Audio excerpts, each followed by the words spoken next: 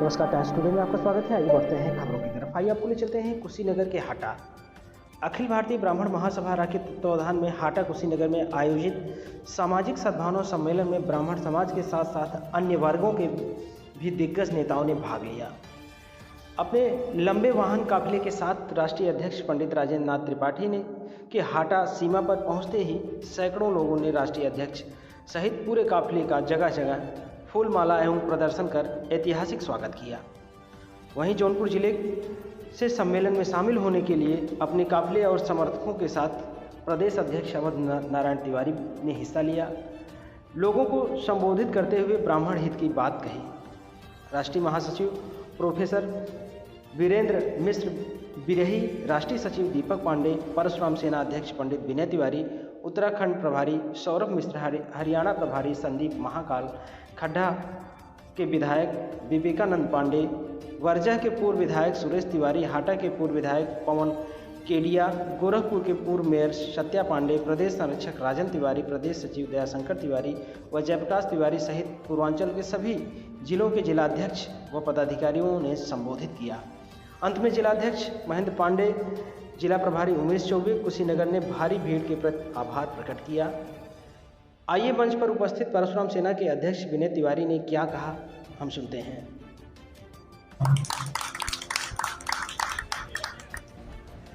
क्योंकि मैं आप सभी से उम्र में बहुत ही छोटा हूं, बहुत कम समय लूंगा, जैसा कि बार बार हमारे आयोजक कमेटी द्वारा बोला भी जा रहा है, तो मैं अनुशासनहीनता नहीं करूंगा, बहुत संक्षेप में अपनी बात को आप सभी के बीच में रखूंगा। हमारे तमाम बड़े बुजुर्गों ने, तमाम हमारे भाइयों ने, साथियों ने मंच की शुरुआत हुई, मैं सुन रहा था और मैं बड़े ध्यान से अपनी बातें सुन रहा था। तमाम नेताओं की, तमाम वर्ग के लोगों की, तमाम पार्टियों की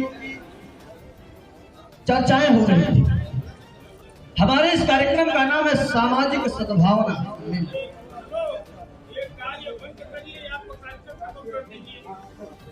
की समाप्ति के बाद आप सबको लाइन से खड़ा करके सामाजिक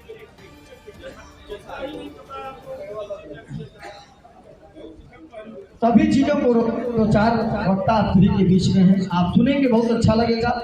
क्योंकि हम लोग भी रात में जा करके 300 किलोमीटर, 800 किलोमीटर, 500 किलोमीटर, हजारों किलोमीटर से चल के यहाँ पे सबसे बड़ा सम्मान हम आप जो शांति से हमारे वक्तव्य को सुन रहे हैं, हमारे विचारों को सुन रहे हैं, इससे बड़ा सम्मान नहीं हो सकता है। इस सम्मान को दें, बाकी सारा सामान उसके अंदर निहित है और उसके सामने सब कुछ होता है। बहुत बहुत धन्यवाद। मैं अपनी बात रख रहा था कि तमाम नेताओं, तमाम पार्टियों को, तमाम जातिवादी लोगों का नाम हम इस मंच से नहीं, अक्सर हर एक मंच से लेते हैं, लेकिन हमारे आपके लिए समझने का विषय है। हमारा आपका नाम लेकर के हमको आपको गाली देके, हमारी आपकी बुराई करके जिसको ख्याति प्राप्त करना है कर ले दीजिए। अगर हम भी आप भी वही करेंगे तो हमारे और आप में और उनके में कोई अंतर नहीं बचेगा। ब्राह्मण को टारगेट आज से नहीं, आदि अनादिकाल से किया जाता है, लेकिन ब्राह्मण कभी अपने पद से, ब्राह्मण कभी अपने कर्म से विमुख नहीं हुआ। हमारी आपकी उपेक्षा, हमारा आपका तिरस्कार, हमारे आपके हितों पर कुठाराघात आप उठा करके देखिए, आप सर्च कर लीजिए, एक्सपेरिमेंट करिए। मैं कहता हूं कोई तीसरा नहीं करता है। आप उठा करके देखिए हमारे देश के यशस्वी प्रधानमंत्री जी को, किसी विपक्षी का नाम लेते ही नहीं। हमने आपने हमारे आपके परिवार के किसी विद्वान ने कहा कि जिसको खत्म करना हो उसका नाम लेना बंद। फिर हम हर मंचों से नाम लेकर के उनको बढ़ावा क्यों दे रहे हैं? अरे क्या गलती है उनकी? गलती हमारी है, गलती आपकी है। अपने संस्कारों को पकड़ के नहीं चल रहे हैं। हम आप अपने आपको नहीं पहचान रहे हैं। आप सोच के देखिए, विचार करके देखिए। मैंने पहले ही कहा, कोई गलती हो माफ करिए। एक प्रदेश अध्यक्ष के रूप में नहीं, अपने परिवार के एक आप सभी हमसे बड़े बैठे हैं। हम अपनी पीड़ा अपने पिता से नहीं कहेंगे, अपने चाचा से नहीं कहेंगे, अपने बाबा से नहीं कहेंगे, अपनी माँ से नहीं कहेंगे, तो किससे कहने चाहिए? हम अपनी पीड़ा आप सभी के बीच में कहने आए। हमारे आपके साथ, हमारे आपके हितों पर कराघात, अन्याय, शोषण मैं दावे के साथ कह रहा हूं, कोई नहीं कर रहा है। हमको आपको सिर्फ इस्तेमाल किया जाता है। अगर वो अपने वर्ग का मत, अपने लोगों का मताधिकार का प्रयोग सार्थक दिशा में करा रहे हैं, तो वो बधाई के पात्र है।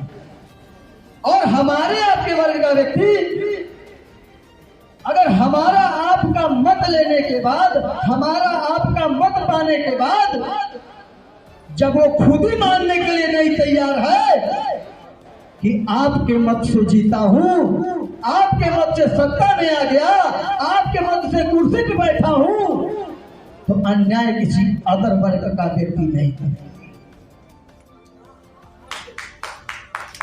आप विचार करके देखिएगा। तमाम हमारे ऐसे भाई हैं, मित्र हैं, जो एक भावना के साथ, अगर एक कोई चौकी इंचार्ज भी ब्राह्मण हो ना, तो बड़ी उम्मीद के साथ जाते हैं। अगर कोई एसएचओ ब्राह्मण है, बड़ी उम्मीद के साथ जाते हैं।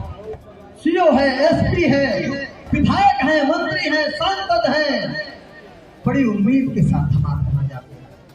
और जब तक वो उस कुर्सी पे होते हैं, मैं कह रहा हूं 100% की बात नहीं करता। सब लोग माननीय सुरेश तिवारी जी जैसे नहीं हो सकते, सब लोग विवेकानंद पांडे जी जैसे नहीं हो सकते, सब लोग राजेंद्र तिवारी जी जैसे नहीं हो सकते।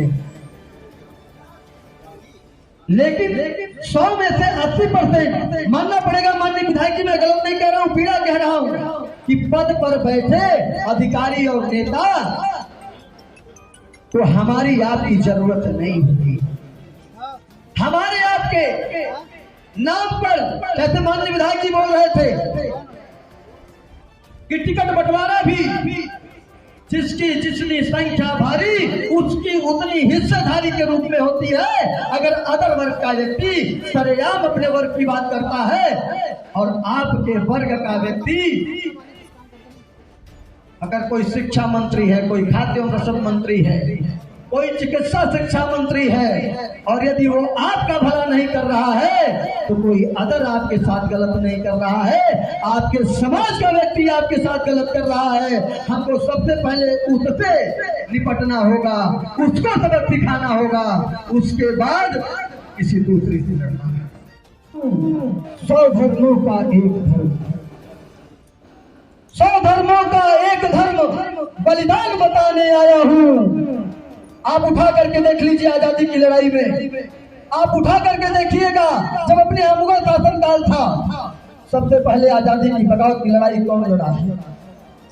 जब अपने यहाँ मुगल शासन काल था, जब सनातन धर्म के लिए लड़ना था, हिंदुत्व के लिए लड़ना था, तब भी मंदिरों में भगवा झंडा लहराने के लिए, हिंदू धर्म का प्रचार करने के लिए यदि कोई काटा गया तो ब्राह्मण काटा गया है, कोई दूसरा नहीं काटा गया। आजादी की लड़ाई दोनों से लड़ने के लिए सबसे पहले अगर कोई आगे आया था तो पूर्वांचल के बलिया के जिले से, किसी को बताने की जरूरत नहीं है कि शहीद अमर मंगल पांडे जी ने सबसे पहले बगावत किया था। मैं इसलिए कहने जा रहा हूं कि हे ब्राह्मण के वीर जगो, मैं तुम्हें जगाने आया हूं। 100 धर्मों का एक धर्म, 100 धर्मों का एक धर्म बलिदान बताने आया हूं। अपना समाज, अपना ब्राह्मण समाज जो सामाजिक सद्भावना की बात करता है, अपना समाज अब कैद हुआ दुश्मन की जंजीरों में। अरे चलो बता दो कितना पानी है परशुराम के वीरों में, है परशुराम के वीरों में। मैं बहुत समय नहीं लूंगा क्योंकि मैं पता नहीं क्यों अपने समाज के किसी युवा का मनोबल तोड़ नहीं पाता हूं। चाहे अगर सब लोग आईएएस बन जाएंगे, सब लोग आईएपीएस बन जाएंगे, सब लोग पीसीएस बन जाएंगे, सब लोग डॉक्टर इंजीनियर बन जाएंगे, सब लोग नेता बनेंगे, विनय तिवारी बनेंगे, तो फिर प्रकाश शुक्ला विकास दुबे कौन बनेंगे? समाज में उसकी भी जरूरत है। हमको उनका भी सहयोग करना पड़ेगा। अगर कोई किसी मजबूरी में कदम उठाता है तो किया नहीं, अगर कोई किसी मजबूरी में मान सम्मान स्वाभिमान को लेकर के भी अगर कहीं कोई कदम उठाता है तो हमको उसकी आलोचना नहीं करना है, हमको उसका भी साथ देना है। मैं ऐसे मंचों से कहता हूं और करता भी हूं, जिसके वजह से मुझे कई बार डांट पड़ती है, मैं गाली भी खाता हूं, लेकिन इधर से निकालता हूं क्योंकि करनी और कथनी में अंतर नहीं चाहता हूं। मैंने कहा कि जज में शौकत शहादत से मत पूछिए, अब तो अपने ही हाथों में सर ले लिया कि जरूरत पड़ेगी अपने समाज के लिए। कुछ लोगों ने आजमाया भी है, देखा भी है कि लाठी खा के जेल भी गया, मर भी जाता तो फर्क नहीं पड़ता, क्योंकि अपने समाज को मरने के बाद पता चलता है कि वो वास्तविक रूप में सेवा कर रहा था, जिंदा रहते जरूरत नहीं है। इसलिए कहना चाहता हूं कि तन मन धन जन, और जरूरत पड़ी तो उससे भी आप सभी के साथ खड़ा। आप जहां कह देंगे, जिस रूप में कहेंगे, अपने समाज के मान सम्मान स्वाभिमान को लेके, हमारे समाज के किसी बिटिया के ऊपर अगर कोई आंख भी उठाएगा तो गन भी चलाना पड़ेगा, तो ससम्मान एक भाई के रूप में गन चलाऊंगा, पीछे नहीं छूटेगा।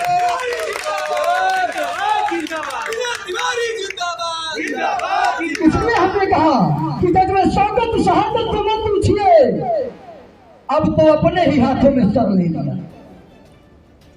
जज में शौकत शहादत से मत पूछिए, अब तो अपने ही हाथों में सर ले लिया। अरे कत्ल होने से आखिर जहां तक डरे, कातिलों के मोहल्ले में घर ले लिया, कातिलों के